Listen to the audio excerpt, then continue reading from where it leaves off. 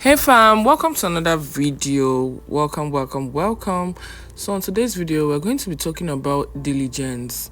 Around December last year, I came back from Lagos to my home in Umahia to visit my family.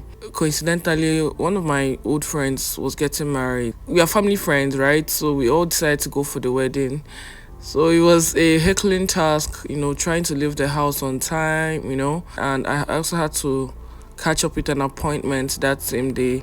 So by the time I came back, it was late. I was very tired, but I had promised myself that I was going to shoot some content because I managed to put makeup on my face that day. So I was like, I'm not going to allow this makeup to waste. I'm just going to use it wisely, create some content with it so that, I'll have something to post here on YouTube.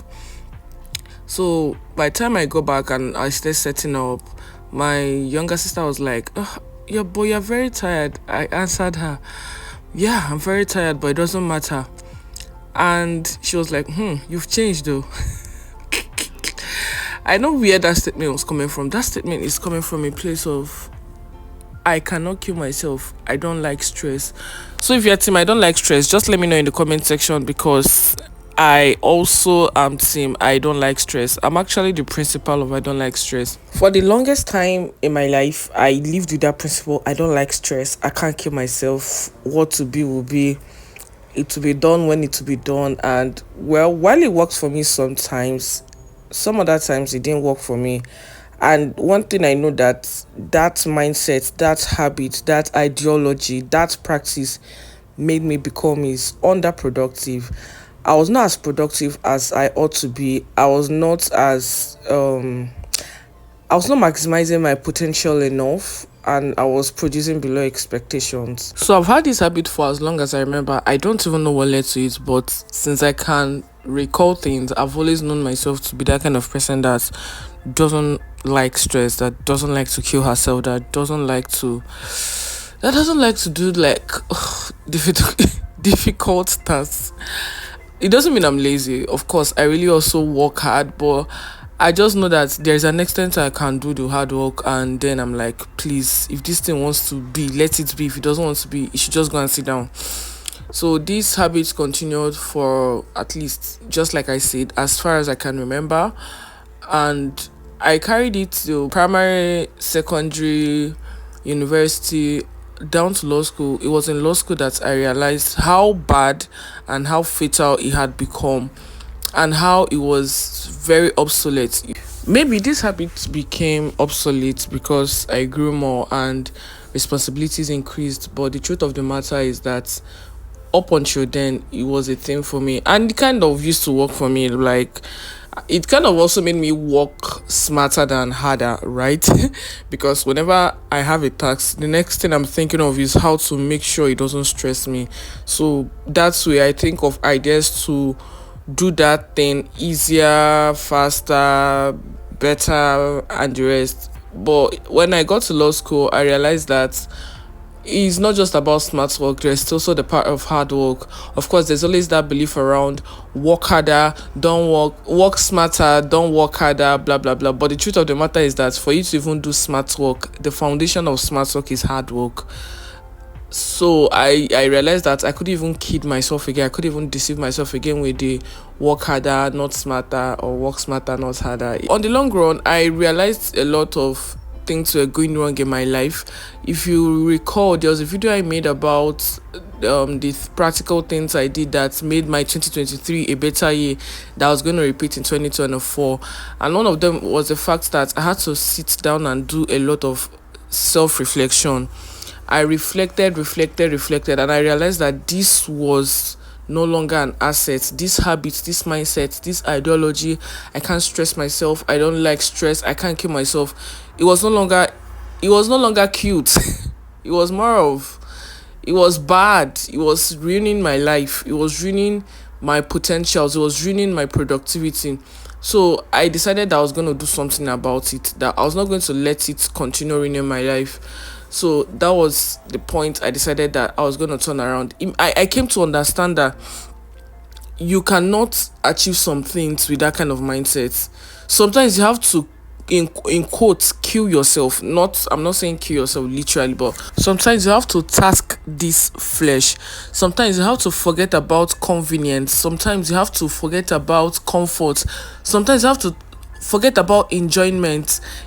Like that thing they call delayed gratification. Sometimes you have to really, really practice it, because if you don't practice it, you're just going to end up as an average person. Like, that's if you even are smart, you are going to end up as an average person. Nobody makes it to the top by mistake. There's this saying I grew up with. It says excellence is not an accident. Like, I know I usually used to send it to a lot of persons growing up, maybe as a birthday text. When you were born, you cried and the world rejoiced. When you die, I hope you would rejoice and the world will cry. Dream it, love it. Excellence is never an accident. I always used to send that text message to people, and I grew up with that text message. I can't remember how I came across it, but I've always had the mindset that excellence is not an accident. Excellence is something you are deliberate about. Excellence is something you have to be intentional about. Excellence is something you have to suffer your flesh for. Excellence is something you have to deny yourself confidence for. Excellence is something you have to you have to just go out of the extraordinary for. You check out a lot of persons that make first class. You cannot make first class by chance or by mistake. You find out that those persons, they went the extra mile. They deny themselves a lot of things. They sacrificed a lot of things, a lot of pleasure, a lot of leisure to get to where they are. I know you're going to say, "Oh, are there not persons that sacrificed it and they still didn't make it?" But then that's not what we are talking about today. But the point is that for everybody that you've seen that is successful, there's usually that factor. There's usually that constant of this person invested in diligence. This person killed their flesh. This person forgot about convenience. This person forgot about comfort. So the truth remains that whatever you're looking for, whatever you're searching for, whatever you want to become is on the other side of comfort, is on the other side of convenience, is on the other side of diligence. I remember waking up last year and I had a word from God. That was around January last year, that was talking about diligence, and I had to start doing some scriptural research on diligence, and even had to look out for some sermons on diligence. And that was when I realized that, oh, girl, you have to sit up, girl, you have to wake up. The Bible says that, seest thou a man diligent, seest thou a man diligent, he shall do what? He shall stand before kings and not before men. Like some translations will say, before mean men. Before I decided to drop that habit, to drop that mindset, to drop that ideology, there were a lot of things I felt like I couldn't have that I now have. And even right now, there are a lot of things I'm just kidding myself by saying, oh, I can't have this thing. But I know that all it takes is for me to sacrifice some things, is for me to discipline myself, is for me to commit, is for me to be diligent, and I'll be able to have those things. And I know you might say, oh, Kate, but you don't even know what my problem is. I don't know, and I don't want to accept any excuse of what your circumstances are or what your problems are. But I just want to tell you today that there is always another option. There's this movie I saw, Suits. Have you Spectre would always say something. He would always say, when you have a gun to your head, my cross will say, "Ah, that means you don't have an option." He said, no, always understand that you have 1001 options. And trust me, this even applies to spiritual matters.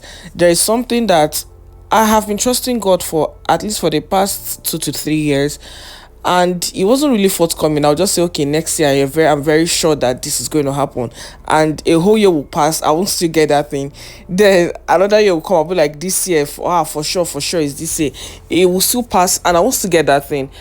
It was late last year that I woke up. I was like, if I don't wake up, if I don't commit to this thing, if I don't show diligence, if I don't suffer my flesh, if I don't forget about convenience and comfort for a while to get this thing, this year is also going to pass and I'm not still going to get that thing. If it's in your career, your marriage, your relationship, your spiritual life, there is something on the other side of convenience. There is something on the other side of comfort. There is something that the day you wake up and say, it's enough, I've had enough, there is something there's a reality you're going to start living in. Trust me. So I just wanted to come out here and put this out, because I believe that there's also some persons, especially in this our generation, that are like, me, I can't keep myself for soft life gang, blah blah blah.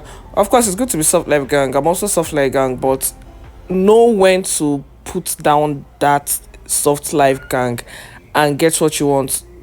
Some call it delayed gratification, but I'm just saying, know when to sacrifice convenience, know when to sacrifice comfort, and be diligent. Okay, so thank you for coming today. Like, comment, share this video if it blessed you, and also don't forget I'm your Captain Kichibi here Johnson. Until next time, don't forget to let your light so shine. Bye.